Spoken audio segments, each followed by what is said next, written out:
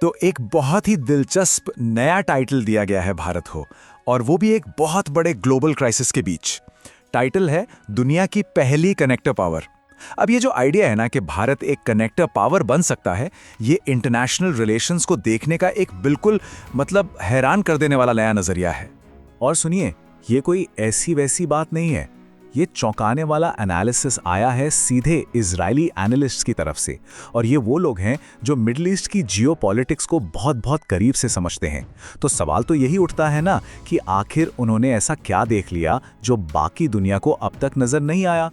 और ये सवाल बिल्कुल जायज़ है। हम सब जानते हैं भारत ना तो कोई मिलिट्री सुपर पावर है, ना ही दुनिया की सबसे बड़ी इकोनॉमी। तो फिर ये कनेक्टर वाला टाइटल क्यों?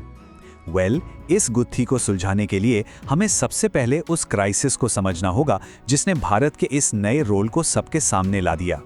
तो चलिए चलते हैं मिडिल ईस्ट। कहानी यहीं से शुरू होती है। अभी हाल ही में ईरान, इजराइल और अमेरिका के बीच एक ऐसा तनाव पैदा हुआ, ऐसा लगा कि पूरी की पूरी ग्लोबल इकोनॉमी ही पटरी से उतर जाएगी।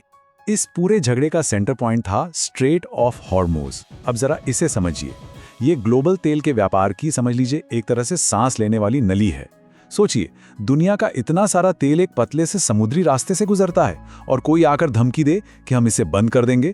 बस इसी एक धमकी ने पूरे रीजन को जैसे जंग के मुहाने पर लाके खड़ा कर दिया था।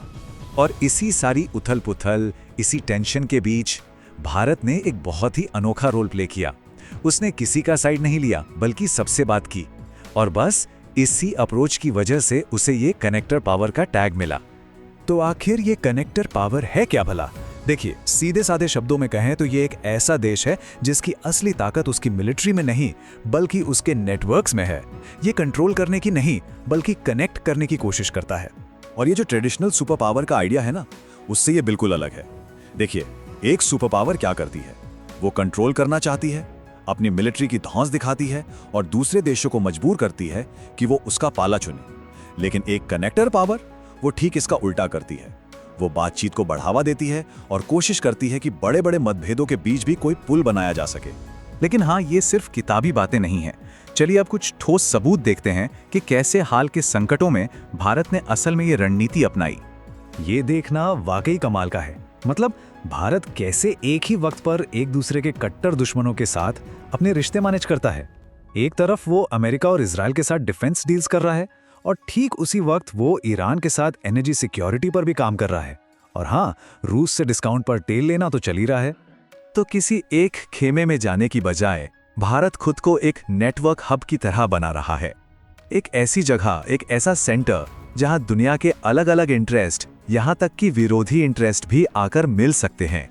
लेकिन इस नए रोल के साथ साथ भारत की एक बहुत बड़ी कमजोरी भी सामने आई।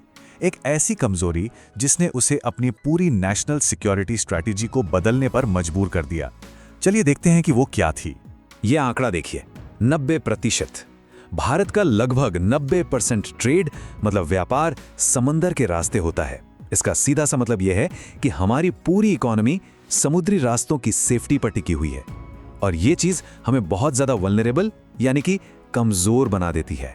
तब सवाल ये उठता है कि आज के मॉडर्न वॉरफेयर के ज़माने में इन ज़रूरी लाइफलाइंस को कैसे बचाया जाए, क्योंकि हाल के संकट ने ये तो साफ कर दिया कि एयरक्राफ्ट कैरियर जैसे पुराने, भारी भरकम और महंगे हथियार अब अकेले इसका जवाब नहीं हैं। तो अब नया फोकस 3 चीज़ों पर शिफ्ट हो गया है। नंबर 1, दुनिया के अहम समुद्री रास्तों यानी चोक पॉइंट्स पर अपना कंट्रोल मजबूत करना। नंबर 2, ड्रोन जैसी नई, सस्ती लेकिन बेहद असरदार टेक्नोलॉजी में इन्वेस्ट करना। और नंबर 3, ऐसी न्यूक्लियर सबमरीन्स का बेड़ा तैयार करना जो चुपके से, बिना दिखे, दुश्मन पर हमला कर सकें। और भारत का रिएक्शन आप देखिए कितना तेज था। जैसे ही स्ट्रेट ऑफ हॉर्मुज में खतरा बढ़ा, एक तरफ तो मिलिट्री स्ट्रैटेजी में बदलाव की बात शुरू हुई, और दूसरी तरफ हमारे पेट्रोलियम मंत्री फौरन कतर पहुंचे अपनी एनर्जी सप्लाई लाइंस को सिक्योर करने के लिए लॉन्ग टर्म डील्स करने। तो इस सब का ग्लोबल पावर के फ्यूचर के लिए आखिर मतलब क्या निकलता है? तो देखिए, टेक अवे ये है कि आज की दुनिया में जो आपस में जुड़ी हुई भी है और बंटी हुई भी है, सिर्फ कंट्रोल करने की ताकत ही सब कुछ नहीं है। असली पावर शायद वो है जो अलग अलग खेमों के बीच पुल बना सके, जो लोगों को जोड़ सके। यही सबसे अनोखी और शायद सबसे बड़ी ताकत है। और ये हमें एक आखिरी सवाल के साथ छोड़ जाता है कि क्या इस बंटी हुई दुनिया में आने वाले वक्त में कनेक्टर्स ही नए सुपर पावर बनेंगे? ये देखना वाकई में बहुत दिलचस्प होगा कि 21वीं सदी में आखिर किस तरह का दबदबा सबसे ज्यादा मायने रखता है।